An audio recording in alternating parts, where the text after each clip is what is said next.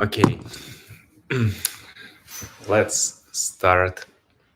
I think I have a couple of ideas that we can discuss today. Yeah, we'll read them out loud soon, and after it, we also have some questions. Yeah, it would be great if we will have some discussions online. You can post your questions here. Right now, not so many people, as you see. Yeah, but it's also good because it's my first stream. So yeah, today I'm going to discuss about the career in this year, 2024. Some ideas how to find a job, how to apply, what's easier to do, what is not, maybe some practice. Some ideas about offer negotiation because it's also like a huge point, and it's I don't know. For me, it was really hard every time to negotiate. I know the offer price, especially, and maybe some other things that related to offer. Yeah, we can also discuss how to prepare for interview, maybe some good practice. I will cover everything that related to software engineering. Yeah, have a lack of knowledge about management and MBA related stuff. So, Raju. Um, yeah, so we can also discuss then different career tracks, also for the management, for staff engineering. I know engineering till you reach the staff role. Yeah, what you need. I know about the career, like do you need to lead code for prepare or not? Another hot topics that we can touch today it's AI and how we can use AI on daily basis, so it's useful or not, and I can share my experience how I use it. I use it pretty much frequently, for sure. Yeah. So let's start about the career in this year. I believe situations became better. Especially, I'm not sure about the whole world actually, but for the United States, California, Bay Area, especially, the market became healthy right now. A lot of open positions. The company started to hire people. If compared to the last year, even I don't know, early this year during the winter season, it was really hard to find a new job. A lot of people, I don't know, got the layoff, unfortunately, and a lot of my friends laid off, and they spent months to I don't know find just another opportunity, even though they were on the senior roles, which is more simpler for them to find open positions compared to middle or junior engineers. So even for senior or staff roles, they spent months, last year. This year, its situation became way healthy, way better. From my experience, I also switched a company recently. Yeah, before I worked for the Lyft. Right now, I'm working for the Meta. And for me, it's I received a lot of offers, a lot of opportunities to join, a lot of invite to interviews and so on sports. Not issues right now, but it's also related to positions. So yeah, I will cover it a bit later, I believe. So yeah, like highlight here, it's easier to find some senior positions work compared to middle or junior. For middle and junior engineers, it's still hard to find. I know a lot of people who on like middle engineers like L4. They spent months just sending resumes and trying to find point of contact. Maybe some have some referrals, but still they still not have a good chance to find and even go through the interview process to have at least one offer. Yeah, it's an issue, but I believe station will be better soon. But it's for engineering, for AI related stuff, ML, data scientists, they have more open position because it's like a hot topic right now. And I see a lot of people can join AI or ML related positions right now, even if they like just on the start of their career. Yeah, it's good for them. Not good for the other software engineers. But yeah, it is as it is. Um, yeah, what the other thing on my list to discuss? Yeah, I can actually find a job. Um, I can say that here is a couple of steps. For sure, you prepare your resume or CV, maybe cover letter, send it to employers. If it's like United States, it can be LinkedIn, Indeed, Monster, and so on and so forth. A lot of sites that can where you can post your CV. For sure, it's way better if you have some referrals and some people can refer you. So here's you can choose different options. Yeah, for sure, it's better if your friends, especially if they work with you in the same team. So this kind of referral most valuable. The other people can refer you if you just have a friends of friends. I know some sites. I haven't used them, but I know they exist that you can join and find some referral from different companies because some people willing to be referral for you and gain some money if you pass through this process and join the company and so on and so forth. So this service still exists. Yeah, you have to Google it. Uh, because I don't know the name right now, but I yeah heard a lot about it. Another options to find a referral is that also works, and from my friends who currently looking for their job and their recruiters or reverse recruiters suggest them to just contact lots of people in LinkedIn on senior staff position, maybe managers, the people who in charge to I don't know hire people or can contact with hiring managers. So just reach out them saying that okay, we have this situation. I can yeah, I'm really interested in these positions. If you have some, yeah, this my background as far as like a couple of sentence because no one will want to read a lot of about you about unknown people. Yeah, just say hi and let's try. As I heard, it works, and if you send, some messages, this kind of short messages for 50 people across different companies, so at least a couple of them will refer you finally, and yeah, it will work for you. Beside of referrals, yeah, and sending some resumes and post them on some site for recruitment. You can also hire some reverse recruiting agency. They will find some companies for you, but they also can take some money from you. It can be like one of two options. The first option, they have some fixed price, for example, like a couple of $1,000. Uh, yeah, and the second option, they will uh, charge you from your salary, some percent of your future salary, and you will send them money each month when when the company, your future employer, will pay for you.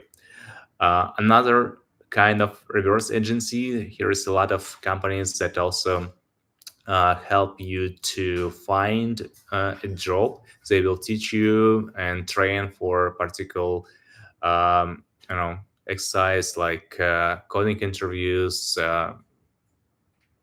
system designs, and so forth. And they will use the same schema, like fixed price, but it's like $10,000, maybe more, um, usually more. Or they will charge you as well some percent of your salary for I don't know year up to 3 years that I saw. So it's also an option, especially if you like junior or middle engineer, and it's really hard for you to find actual job. So you can try to find these kind of agencies, and they will help you to find a job. On the other hand, as I see, I try to work with them, trying to see how they actually operate. And I don't see like big difference between you really hard sending your resumes, you prepare this your resume and change it accordingly. For example, it's like good tips to rewrite resume maybe with AI to for some particular job description, and to highlight some special skills that the current company looking for. Um, Another options, yeah, it's just LinkedIn and have some social network, maybe to ask your friends to refer you, or at least to post about that you're looking for some job position in their social network. It helps a lot. Yeah, especially if you're looking for the company abroad in different countries, and you want to relocate for sure. Yeah, what else? Where's my plan? So I have a plan of today's discussion on my phone. Yeah. Um, do you have any questions about how to find a job? Maybe some advice, maybe just what's on top of your mind?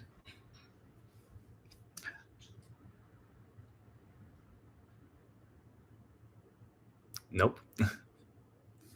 Okay, we can go on, and if you will have your questions, you can share it. Um, yeah, preparing for the interview.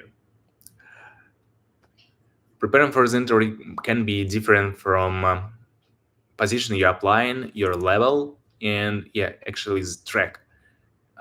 You can be like software engineer, AI, maybe your manager. So if you apply for fun companies, sorry, or big tech companies, your interview process will be more or less the same. So you will still have coding interviews, you will have system design, you will have behavior. So it's different just amount of sessions. For example, if you're a software engineer, you will have a couple of coding sessions, one system design and one behavior. For engineering position or manager, oh yes, sorry, for management positions, you will have more sessions that relate to behavior stuff. Maybe some special session if you're ML engineer, but it's also related to system design. Another session for product managers, but for product managers, they ask you about the same behavioral questions, but more or less related to product manager or project management, if it depends on position. Yeah. So, and I told about it. If I'm specialized in software engineering, and I know a lot about it, not about management stuff and so on and so forth. Yeah, I can be useful for software engineering advices. I hope so. Yeah. About the coding, yeah, I said about in my one of my videos that coding is important because you have to know how to code, but it also depends on your level. If you um, if you junior or middle, so it's definitely you will have to code, and it's main point for your interview process, because you have a lack of knowledge about system design. For sure you have to know something, but no one thinks that you will master it. If you apply for senior and staff position, so they will rely on system design and behavior instead of coding stuff. So coding is like true or false. You can pass or you can fail, but it doesn't relate to your leveling. Bullet 13, did you have a job offer when you prepared an O1 visa? Yes. When I prepared my O1 visa, I had my, just step back for the question as far as we have them. Yeah, it's a good part. Uh, yeah, I started to have interview in different companies, different countries. And once I have, as far as we're talking about O1 visa, so it's United States related, I got an offer, And then we started to discuss how I can relocate to this company, to this country, to start working on site. The first option was H-1B visa, which is like a standard visa for workers. But the issue with this visa is that you can obtain it only once a year, and it's lottery based. And actually, it's worth good if you have master's degree, especially in the United States. I do have my master's degree, but outside, and it doesn't count. Uh, Also, some special condition for Singaporean citizen and maybe someone else. So it's better to check. Maybe I'm not really proficient with these lawyer advices. I'm not a lawyer in that area. So yeah, about visas. Yeah, I applied for H-1B, failed, and then yeah, they said, okay, not the option. Maybe we can try next year. And they asked, maybe we do have another options. They said, okay, maybe one visa if you have some achievements before. Yeah, I started to collect like all of my achievements from kindergarten and so on so forth. That yeah, for sure, it should be like work related. In different products you can do it by your own, or the company will do it by yourself. So here's two kind of all visas. We can discuss this different separately. But yeah, then I um, on my experience offer and then one visa. But I know a lot of people who do it differently. You can apply to the lawyer. I know 5 years ago it cost about $10,000 for the lawyer advice. Right now it's more, maybe 15. And they will help you to prepare some documents for your O1 visa, and you can work in the area of your visa in the United States and then find a job separately. This visa is not assigned to your company. Will be assigned to your agent, which is your lawyer, basically. Uh, yeah, the next question. Yeah, I hope I answered this question about O1 visa. Does Meta provide internship for MBA students? Not sure, not sure. Uh, uh, I believe there is some internship in Meta. Probably yes, especially if you graduated from some university recently, you can apply. But it also depends on the job market. So last year, I'm not sure about the Meta for sure. I haven't been there last year, but as I see, it was really hard to join any companies, especially for internship positions, because yeah, there is no openings. Only openings for staff or seniors. But it depends on different companies. I'm not able to share because it's kind of NDA. But I know, like in the Bay Area, some companies started to hire uh, interns because it's cheaper. But it's long-term stuff because you have to grow them. And also about my observations about the job market in the Bay Area in California. Maybe it's not, I don't know, not fair, and it's my personal observation. I don't have some input for it, but I see that many companies lay off people, employees actually, in the United States, and they still hire outside, which is like, on my point of view, it's obvious because in the United States you have to pay people a lot, especially RSU stocks, which is you can do not in the other countries. And yeah, a lot of companies started to do so, unfortunately, because people outside the United States are cheaper. Yeah, I faced this pattern before in different companies in different countries when I working for in my career. Yeah, and I believe maybe it's related to recession here in the United States, but it's happened.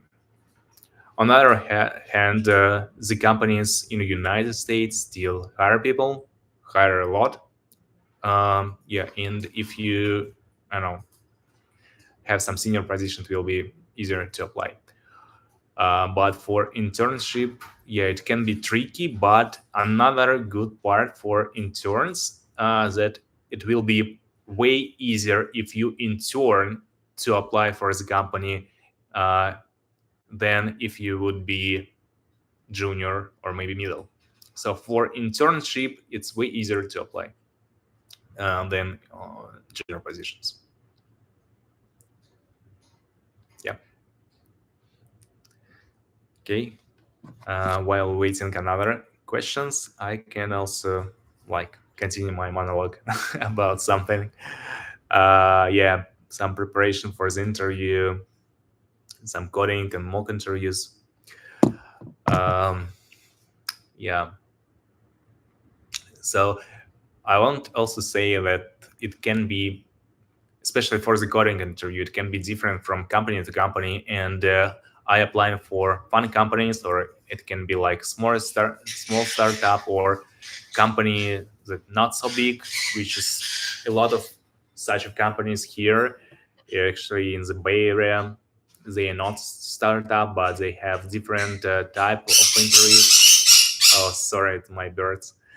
Uh, and if you apply for a fun company, it's easier to, I don't know, practice LeetCode style, for the coding interview, LeetCode style tasks, and go with algorithms. But if you apply for some smaller company, I don't know, one of the example from my, maybe not my, yeah, experience, and no, I'm able to share or not, but I think it's open information.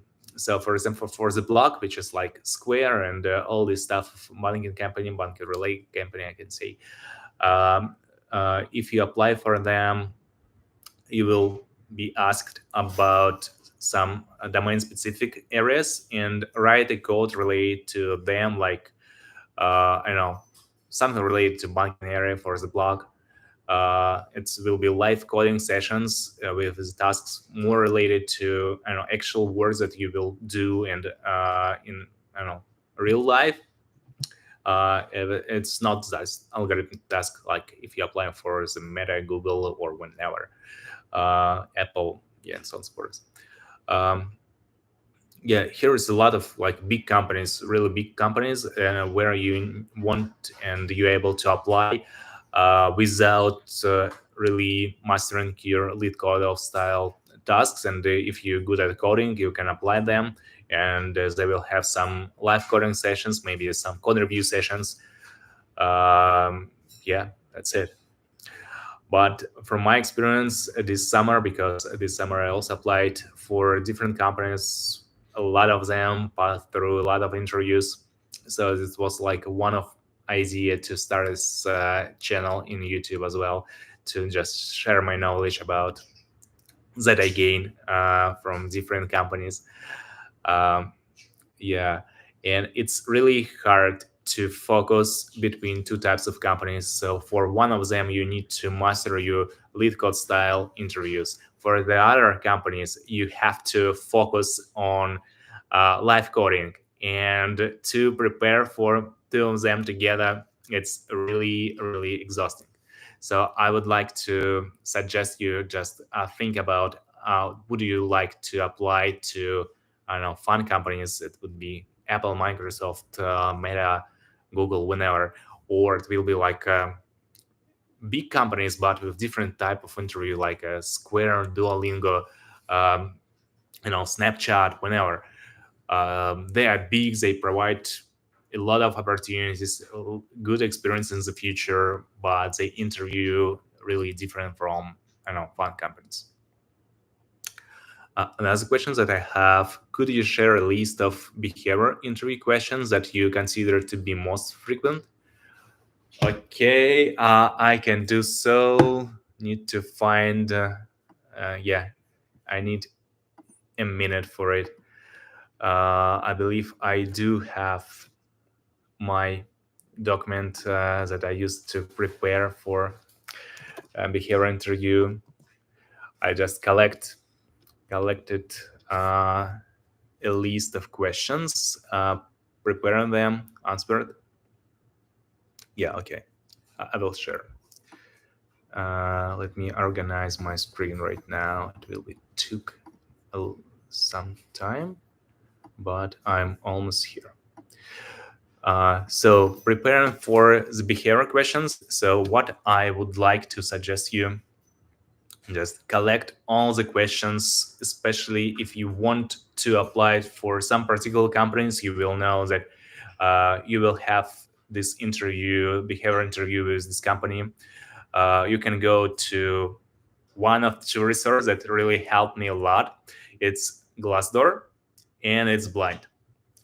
And start to search or maybe ask people in the blind if you want to about the behavior questions, maybe some common questions, collect them and prepare the answers ahead of time, because for the behavior interview it will be really hard to answer all these questions if you hear them first time. Yeah, for sure, answering on these questions, you have to be, it will be like fair and the answer from your experience. If you imagine something can provide not related results and not related answers, the good interviewer will catch you and you will, feel a miserable experience. Answering, yeah, I prefer to have some framework with answer such questions, like uh, separate my answer in different parts, like a situation, tasks, action, and results. Uh, yeah, and another option is like also add impact and learnings. Impact can be useful for more senior roles, staff role, and especially for managers, for product managers as well, to show some metrics and actual impact and lessons, and it will be always useful because you're learning. Different types of questions for different positions. From in my list, it's questions for staff engineering, T6 usually, or L6 whenever we call it. So when you try to answer some questions for staff positions, it's like a couple of hints. You need to highlight the big impacts that you work with multiple teams. Maybe you have, I don't know, a couple of projects, maybe 3 or more, then can improve the same metrics. So for T6, for staff position, you have to answer a lot of questions about the metrics. So you can be focused on the company as well, not on your team. Yeah, and for a staff position as well, it's like not your team wide, it's company wide initiative. You can also cover and show your experience in this. I also have a list of questions for senior positions. So yeah, one of my favorite and that people frequently ask me, it's like talk me about the time you demonstrate audacity. Yeah, fair questions. I prepared a couple of answers with like details like station, problem, solution, impact stuff. The next common questions that I've been asked before: at what did I learn from the past experience? Maybe some success, failure. This question can be asked in different types, but yeah, it's still like, have you, I don't know, tell people about your success, failure, your achievements, and especially what if it's failure, to tell them about your learnings. Actually, it's like a great hint about the failure questions. They will, on the interview will be asked about your failure every time, and it's good questions, and do not afraid about talking about your failure because it's happened a lot, so we're all human.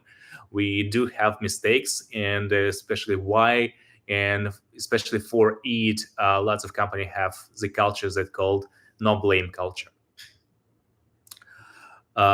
Yeah, so speaking about the failure, just focus about on learnings that you gain from this failure. If you failed, it's okay if you learn about it and you will not the fail next time. Makes sense. The next common questions that in my list, what is a project you're proud of?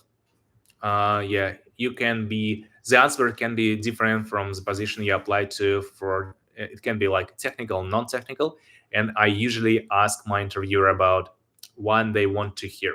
So I have a list of answers and examples for the projects that I'm really proud of, but some of them are technical, but the others more related to my manager experience, how I drive the project, and how I collaborate with team.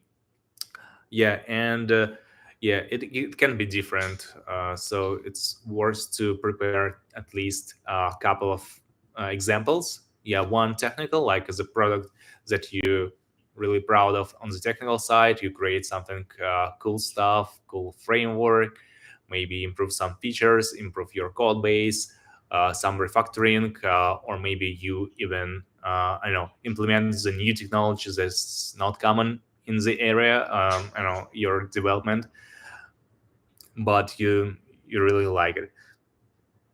On the other hand, you can have some big projects, for example, or complicated projects that related with a lot of unknowns, and you deliver it, and you're really proud of that, of the execution of this project, and you can also cover with this question.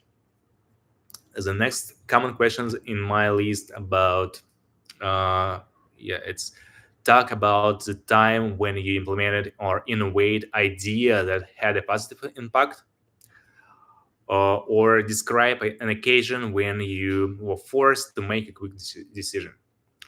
Yeah, about the station with quick decision, it's really frequently asked me. So usually you can find some answers or examples. Yeah, for example, I usually ask and tell something on my project when I have the lack of time to do something, but I was in a hurry, or maybe I have some self ticket and have to make instant decision how I can solve this error right now, something like this. Um, yeah, interesting questions that I also asked a couple of times. Please describe your manager, or maybe it will be like in more detail with complete conflict of your manager. It can be like related to the other questions, like conflict with your peers, some feedback. Oh, by the way, the question about the feedback is really frequently asked, and I believe any company asked me about the feedback that I receive from the others and what type of feedback I gave them, and how I made it, have this feedback impact me or the others, some learnings, yeah, and so on and so forth.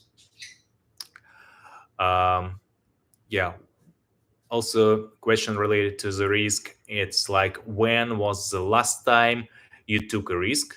It's like a good question. um, the question I asked a couple of times, that how I can handle stress or pressure.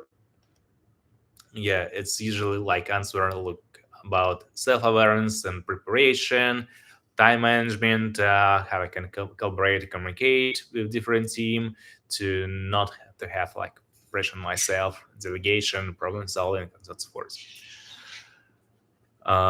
Yeah, have to manage uncertainty and the ambiguity in your projects. It's also like frequently asked. Yeah, this kind of question. I have a lot of them, but these that I shared, the most common, I believe. Yeah. So I can deep dive if you want to behavior, or we can continue. Yeah. Hope I also answered these questions. Yeah, I really enjoy that people join this stream and ask some questions. So I saw, a bunch of people here right now, just a few, but yeah, I wouldn't expect so many actually, and it's great. What's in my list that I can also discuss? Different career track, coding interviews, yeah, LeetCode style interviews, not. Um, okay. I believe it's like end of my list, but I still can talk in, especially if you have some questions. So I can answer everything that maybe related to United States and work environment here, maybe some other experience. Yeah, I can start with my own experience, how I came here in the United States, and interview preparation. Yeah, I am Russian, and my whole experience and big part of my career, not anymore, I believe, but I was in Russia at that point, and it was hard to start to interview in different languages. Uh, and yeah, I started to learn for sure, learn English to be prepared for the interviews. I also want to join some big companies like Google or something like this. It was like my dream at that point. And the good path, I still think it's a good path for me that I choose before is like I started to interview with smaller companies just to not thinking about the offer, but more for experience. Uh, at that point, we had a lot of startups and small companies that were hiring in Germany, in Berlin. I started to interview for them. I received a lot of offers from Germany. Yeah, I rejected, but at some point I thought maybe it's time to actually just to move to Germany because they started to offer me like a good amount of money, and it's also point for negotiation. Oh, we'll talk about salary negotiation after it. Yeah, so I received and a couple of offers in Germany. Then I started to interview in the other companies and the other countries that were commonly English speaking. It's like UK, Canada, Australia, um, yeah, and the United States as well. Um, for sure, yeah. Eventually, I figured out that the salary are really different. So I received a lot of offers from different companies, different countries. Yeah, as I said, it's also like Canada, United States, United Kingdom, Australia, Germany, um, Portugal, um, but and yeah, Switzerland. Uh, yeah, but one I want to say, maybe the station have changed right now, but uh, United States, Switzerland, and actually in Russia and it's Moscow has three bigger salaries that it was possible at that point. Yeah, United States like way more than the others, so that's why I'm choose to move here. Um, yeah, but here's like taxation and all the stuff that I uncover after it. So you on the paper you have like a big salaries, but eventually you don't have so many money. But for sure, it's also related to, for example, for Germany, who they have like also big taxation. Um, yeah, just practice with small companies before you're applying for your target company. Yeah, it's a good path, and I choose it, and I think it's worked for me.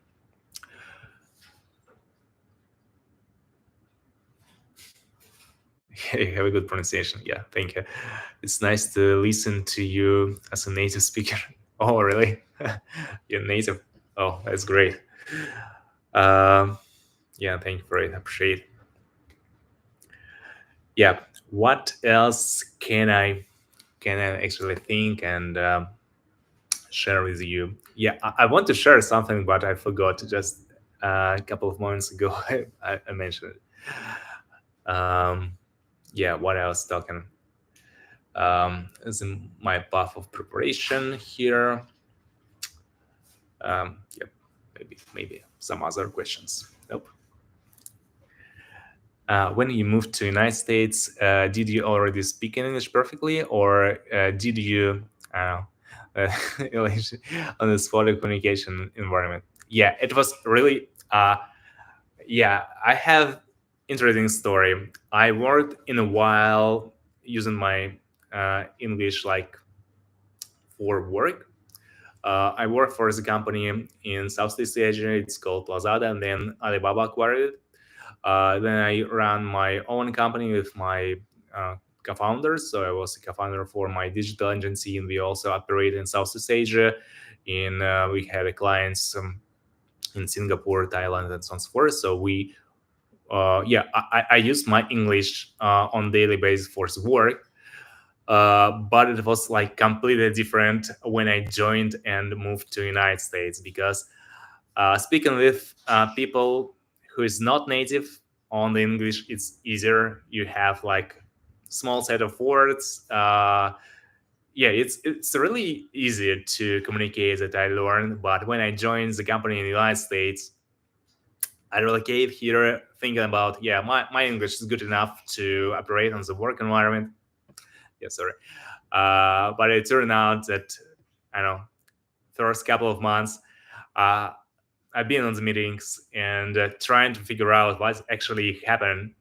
Yeah, for sure, it's related to that my lack of knowledge for a particular company, but it also was hard to listen people. Yeah, for them who use this English as a native English, and native English. Sorry, yeah, but it was a good experience. The more you go on a lunch with your colleagues, native speakers, or at least to live here in a while, so the faster you will grow your English as well. So, but yeah, I believe it's not required to be proficient in English to start your career in the United States. And another stuff that related to English, so I think I can easily use it for my job. So I can discuss everything that technical related to job related and so on and so forth. But I still struggling if I'm going to on some event, on some bars and so on and so forth, and speak about something like common that happened in my life, that happened on the weekend, with more colorful details that I can share on my native language. And it's really hard to express the same meaning in English still. But for the work, I believe you don't need to be proficient. I review and interview a lot for the company I work on. Interview a lot of not native speakers, and it doesn't matter. So you can pass the interview whenever in a language you speak. Just you have like intermediate English, and it will be enough. So for the work as well, it will not take so much time to learn some technical and work related words, so to operate efficiently. Yeah. So I can say that in one sentence that language is the less issues that you can face if you join some company. So yeah, thank you for these kind of questions.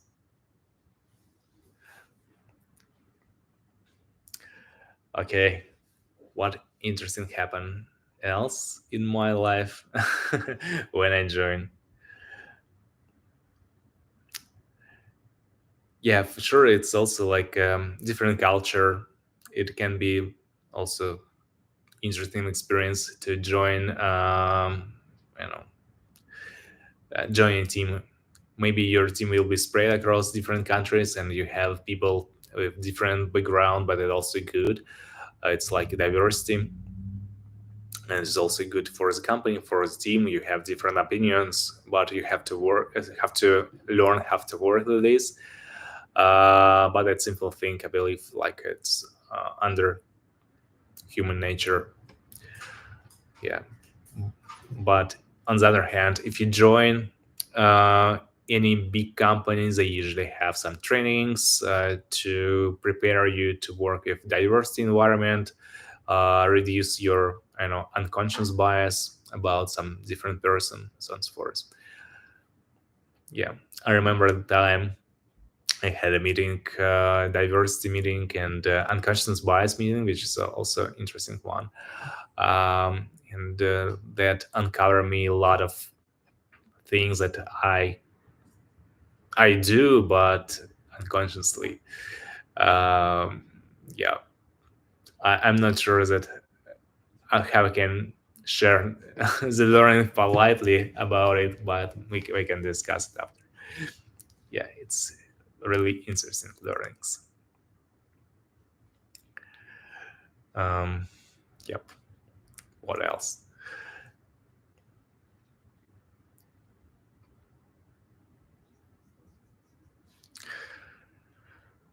Okay, I think let's wait a bit if we will not have any other questions, so we'll wrap it up. Let's also think about. I can also tell you about the Bay Area, the difference, and maybe you expect from the United States something different. Then you join and actually start to live here. Yeah, I personally had no expectation. I haven't thought to be relocated to United States. It wasn't my dream country. I just choosing it because it was like best options that I had at that point.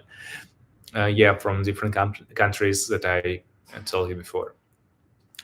But yeah, but to fair speaking, for sure, I believe any of engineers want to at least to be maybe I don't know work a bit, from Silicon Valley.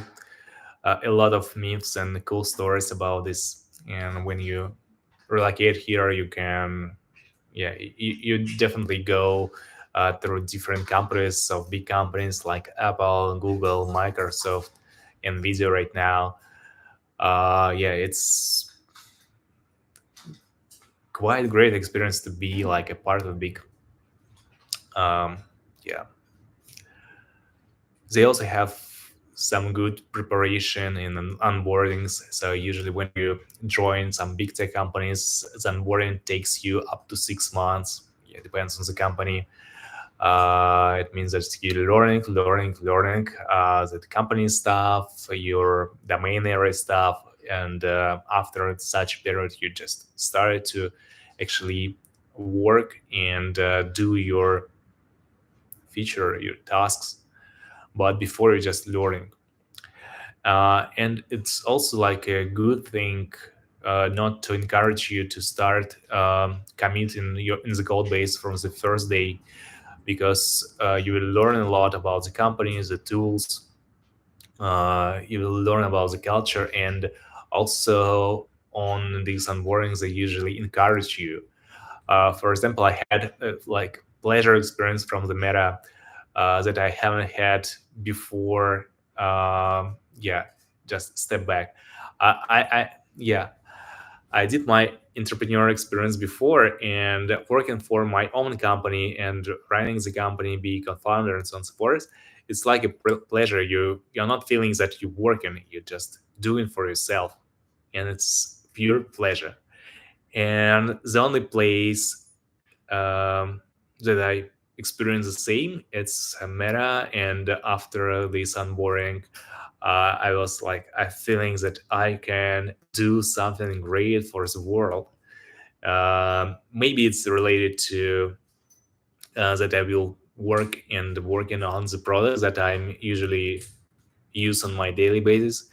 For me, it's also like one important stuff that I don't want to join the company as a product that and develop the products that I will want use. So if I use the product, it's definitely more likely and more fun to develop it, think about this product, think about the new features. You know, when you working for the big tech companies, you in cross-functional team, agile, and this kind of stuff, and you don't need to wait that your product manager will come up with a good idea. You can think yourself that you can make better for the product and create the project, communicate across teams or inside your team, gather resources and execute it, or maybe find some other resource, some other engineers. From my past, I had, I don't know, interesting kind of ideas. I create some tech spec, pager, product documentation, collaborate with product engineers, product engineers, product managers about how we can improve it, and we create some documentation, collect some gather metrics that can be changed if we deliver it. Yeah, communicate with engineer managers to gather more resources, and for some of such of projects that I come up with idea, I didn't have the time or bandwidth for actually executing, but I draw it. I just working not as a manager for a particular project, but I was a point of contact. The other people actually wrote the code, the other communicate to solve some issues, but I was the person who lead it, and it was like also pleasure. If you're working for the big tech companies, you even as an engineer, you come up with ideas and deliver it. Yeah, it's one of the things that encouraged me a lot. Yeah. Okay. Any other questions?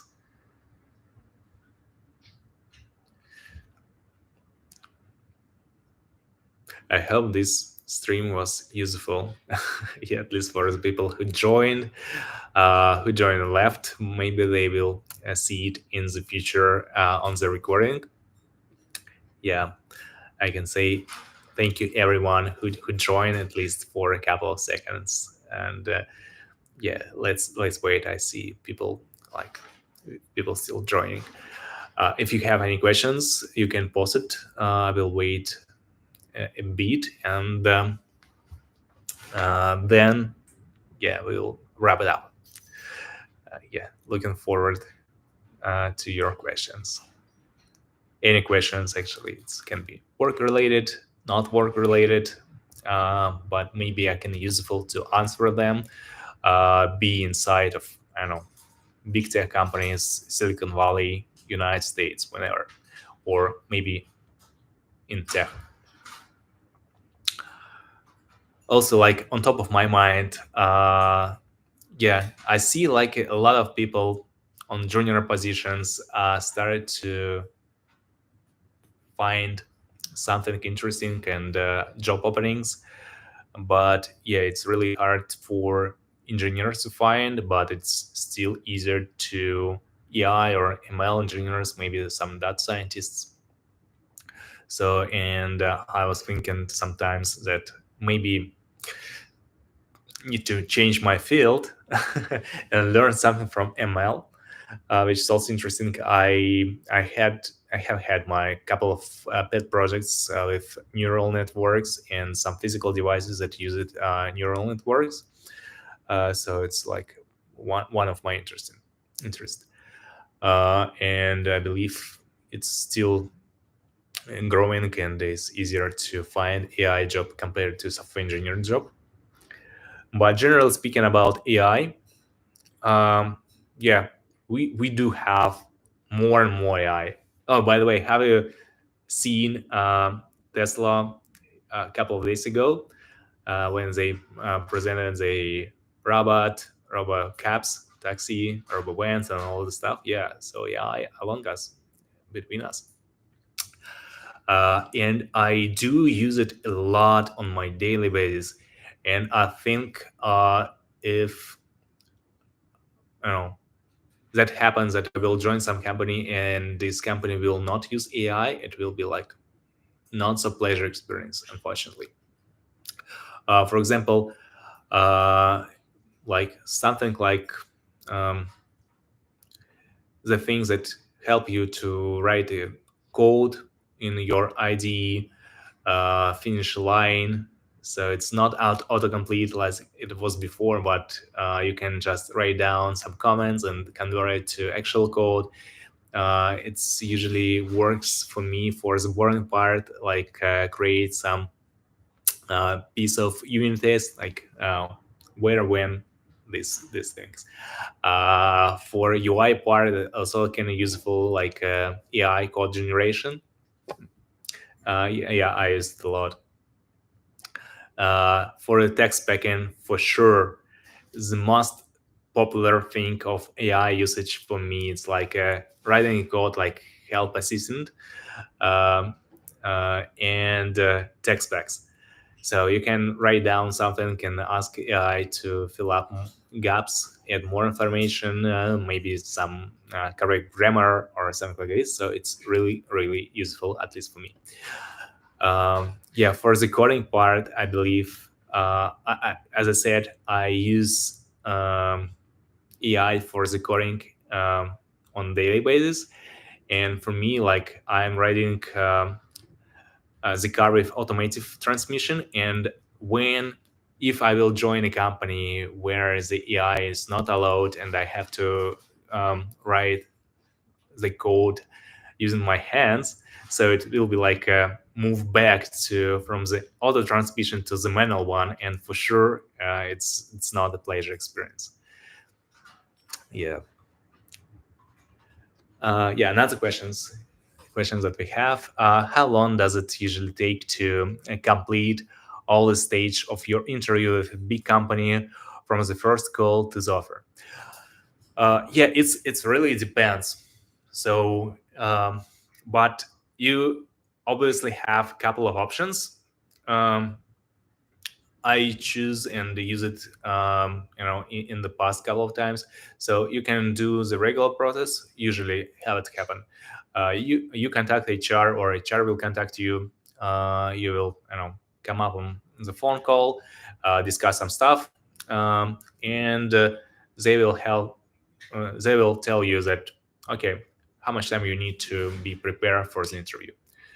Usually, it takes 1 or 2 months before your the first phone call. Especially, it can be useful if you haven't prepared at all, and you have to recap, have to use LeetCode and so on and so forth. For example, I can say that I know do LeetCode styles of task pretty good. But for example, working for this company a couple of years and do not exercise LeetCode, and when you just open it, you have to start from the start, and even I know easy task can be hard for you. So you need some time to recap and uh, gain some knowledge. Have to gain some experience, I believe. Have to work with LeetCode tasks. So, and then after it, it's usually about a couple of weeks to go through these interview steps. So usually it's like a phone interview. When you passed the phone interview, you will have some gap of a couple of days. You can also ask for his time for preparation, and then you will have on site. From I know a couple of years ago, before the COVID, they literally invite you on site, and you go to the office, write the code on the whiteboard, and everything happened on the one day.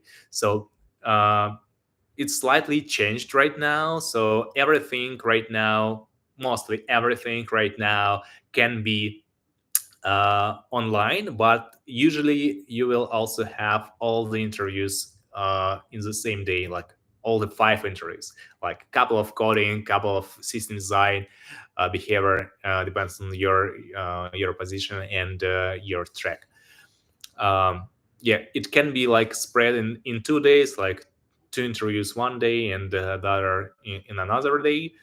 But like once again, keep in mind you have a phone interview, then some gap, and on-site interview, like 2 pieces. It can take a couple of weeks, and then if you pass this on-site interview, depending on the company, on the team, and so forth, some different circumstances, yeah, you will wait a bit, maybe a week, usually no more, and they will come back with you with some answers, maybe some team matching step, uh, maybe not, and yeah, you will discuss offer. So from my experience, for the big tech companies, if you don't need to prepare or skip this part from the first, like I need a couple of months to be prepared for this interview. The interview process take a month or two, but there is also option to speed it up. In case you have an offer, I do have, a lot of these examples in my experience. For example, I gained the first offer, and the other, HR for the good company, the pretty company to me, contacted me and asked me, "Do you want to, you know, go through the interviews process, maybe join us?" And I say, "Okay, I currently have an offer, and yeah, if we can speed up, so let's try it out. If not, so sorry, I don't have a couple of months to go through the interview process." And for this case, if you want to speed it up, so it's usually 2 weeks. From my experience, it's 2 weeks for the big tech companies. Yeah, and usually it's like two cases. The first case is when you want to, and you will be easier to approve for the speed up and expedited process if you have an offer. And second one, for example, if you laid off, or anyway, just left the company and you on visa, so you can ask to expedite process for a couple of weeks, because you actually want to find another company soon, and you don't have time on your visa to wait. So it's also like valuable case to expedite your interview process. Yeah, it also works for me. um, yeah. And for not such big companies, the entry process definitely faster. Yeah, I can say that for fun companies, really big ones, it's a couple of months.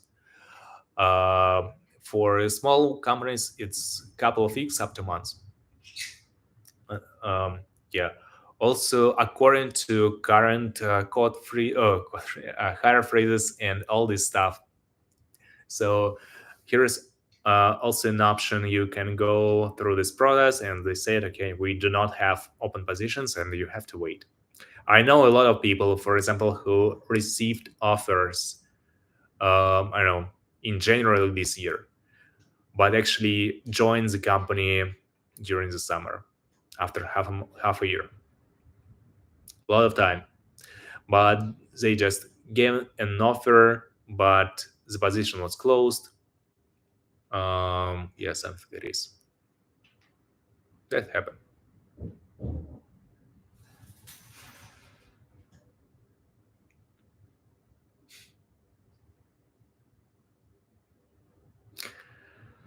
Okay, thanks a lot.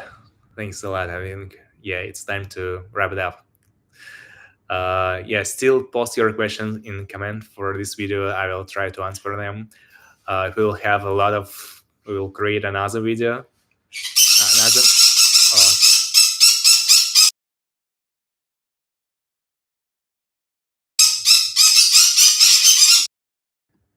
Sorry, my birds. They also want to have some attention.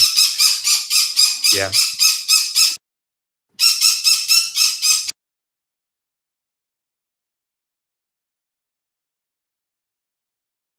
Yeah, just want to say thank you. Oh, yeah, another question. How did you change? Sorry, just one moment. Yeah, how did you change your company when you had an O1 visa? Yeah, it's tricky. Um, you, I think you have to apply for O1 visa.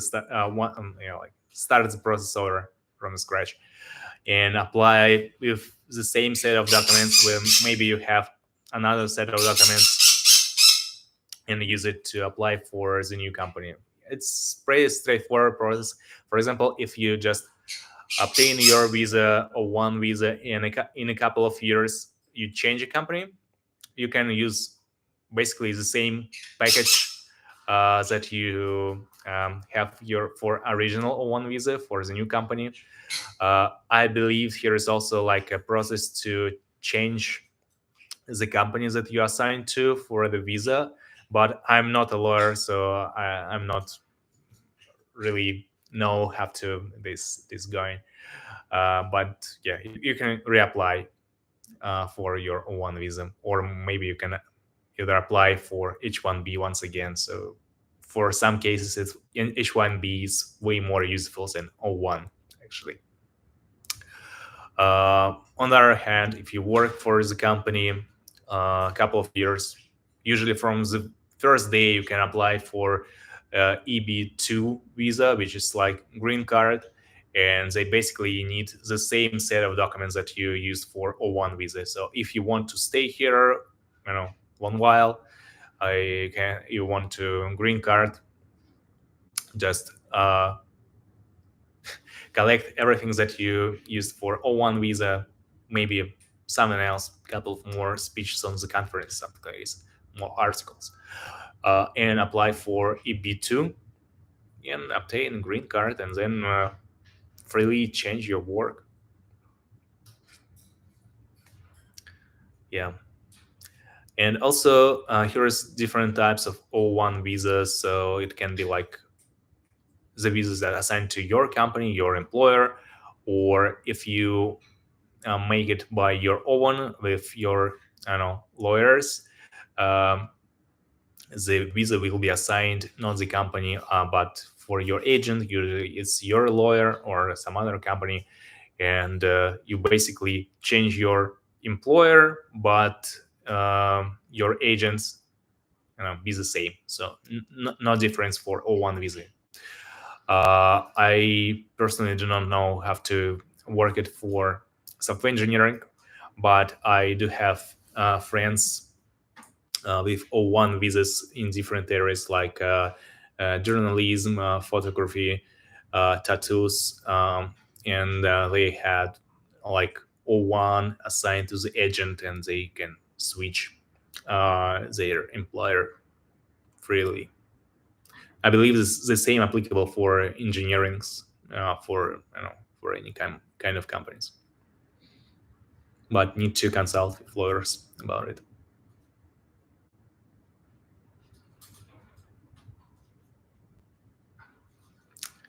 Cool. I so impressed with your questions. So many of them. Uh, yeah. Thanks a lot.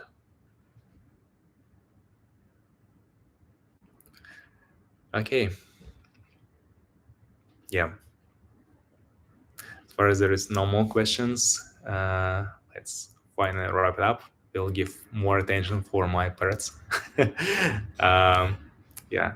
Thanks a lot. I'm looking forward for to your questions. We'll answer them. Thank you. See you in the future.